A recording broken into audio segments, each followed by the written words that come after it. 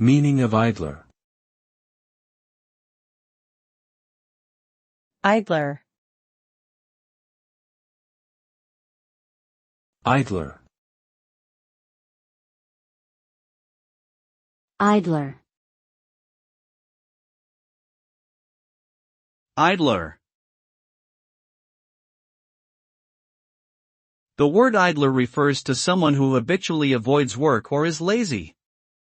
This term often carries a negative connotation, as it suggests a lack of productivity and a disregard for one's responsibilities.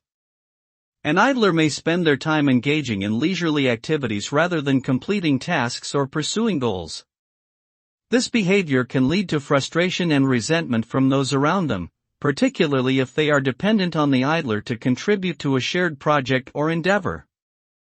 Overall, being an idler is not a desirable trait and can have negative consequences in both personal and professional contexts.